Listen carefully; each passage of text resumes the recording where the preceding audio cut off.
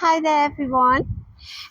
So today I'm trying to get out every day and do a little something in the garden. So I'm going to spend about 15 minutes today working on this shrub here. And it's called a Physocarpus or Physocarpus. I'll put a picture up of it. It gets a beautiful deep purple leaf in late spring, early summer.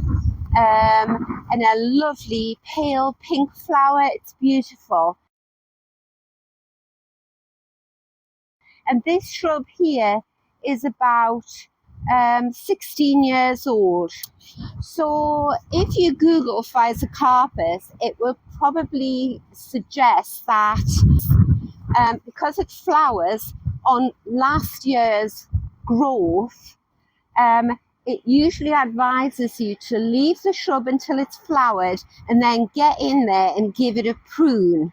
And if it's an old shrub like this, you would normally take away about a third of the old wood, and you would do that every year.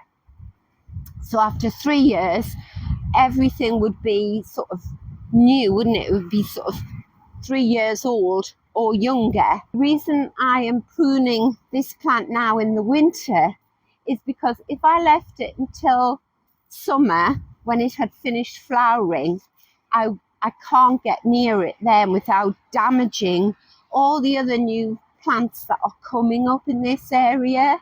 All around it, here I have a big patch of goldenrod. I've got honesty.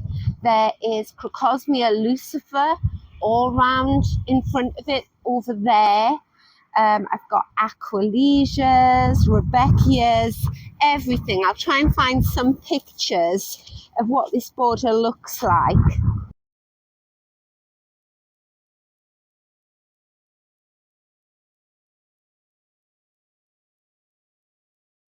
So that's why I'm pruning it now in the winter.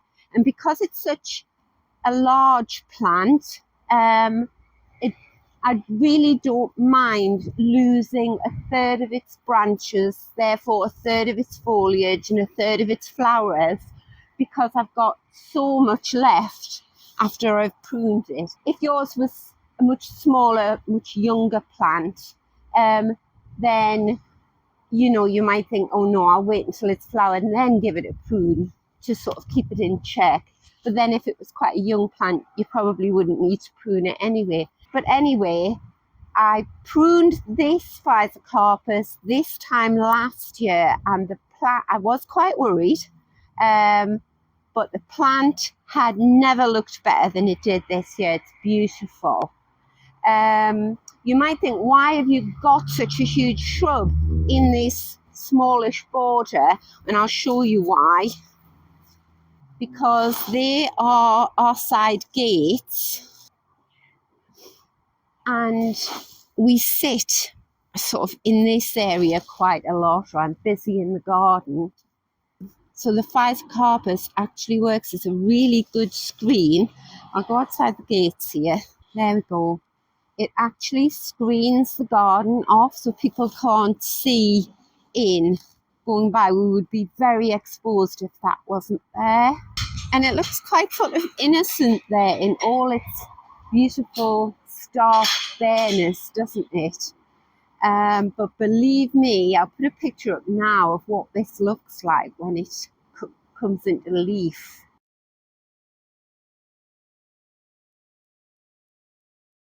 It's huge.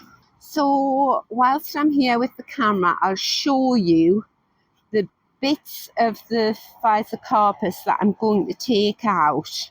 So if you can see, some of the branches are very pale white almost, and then some of them are really quite dark orangey red. So the whiter they are, I've found, the older they are. So this one, for instance, here is a very old branch. You can see it's coming right across here. So I could take him out. And then if you can see this white branch here, again, looks quite innocent there. But what happens is, if you can imagine him full of leaf and flowers, what he does, this branch here, is he shades out any plants growing in this area. So as I was saying, there's a lot of Crocosmia lucifer under here, which is a really beautiful tall bladed plant. Grows about 4 foot tall, and it gets a beautiful red flower on. I'll put a picture up.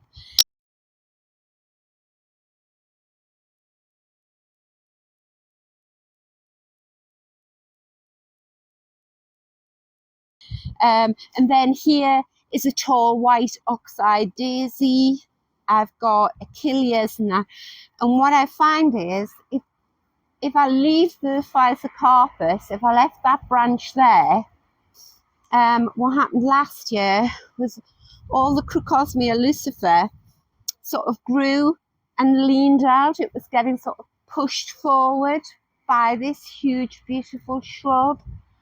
So there's room for everything in the border. So I'm going to go in with my loppers. I'll show you what I use. So this is what I'm using. You can get quite a thick stem in them and just lop it off. So I bet you this doesn't even take me 5 minutes.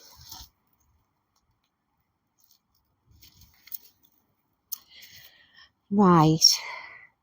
So I'm going to take this one out. It's quite tough, the stem. That's it. So he is almost all white. So that would have had a lot of foliage on that.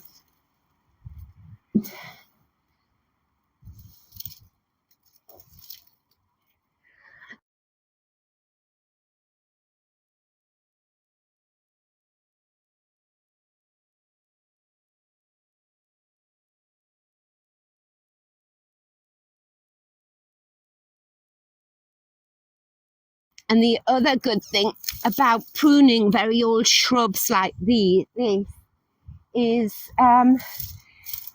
it just lets so much more air circulate.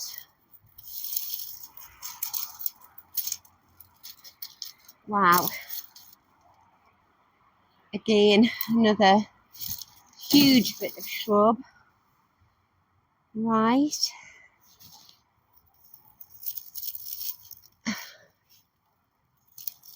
And these old stems, I'm cutting them almost right down to the bottom.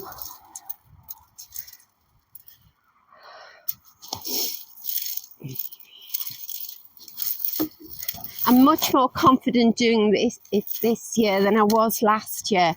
You've got to be careful that the twigs don't go in your eyes. Right, let's see. I think that's enough off from this side. So we'll go around here. And I'm going to take that branch off at the bottom.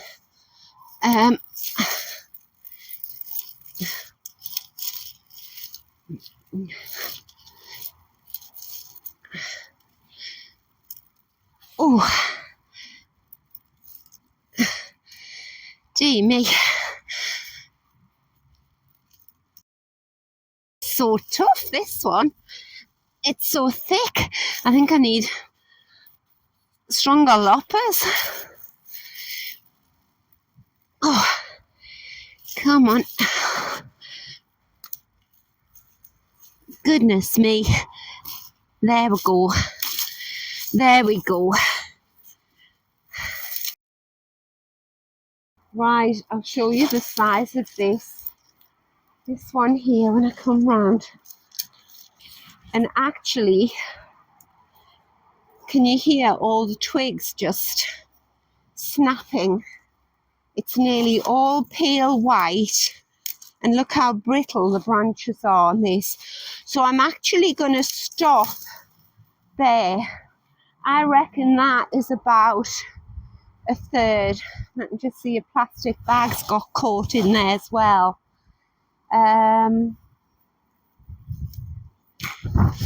Gosh, it's so cold. So the next thing I'll do, probably tomorrow now because the light's fading, is I'll get my tree loppers and I'll just take the very top of the branches off. I think I'm going to be happy with that. Actually, you know, I'm going to take that one last branch off here. And then once it's done, that's it. I can just leave this space alone.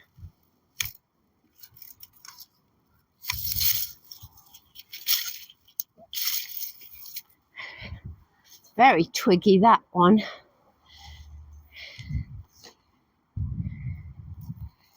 And take that bit off as well. And one thing that I did last year with these Physocarpus branches, when you can see how sort of branching they are, is I just took the bottom stems off and I put them in amongst my plants that need a bit of support.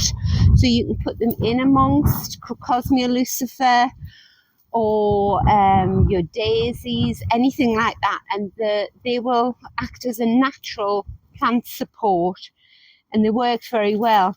I would probably just take the bottom stems off this so that I can hammer that down into the soil. Take these off.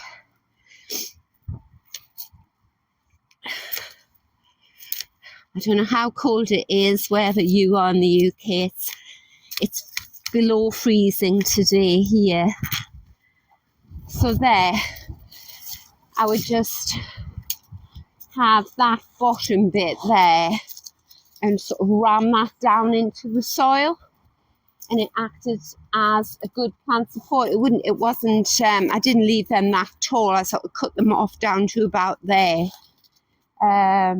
And then once your plants start growing, you can't even see this support.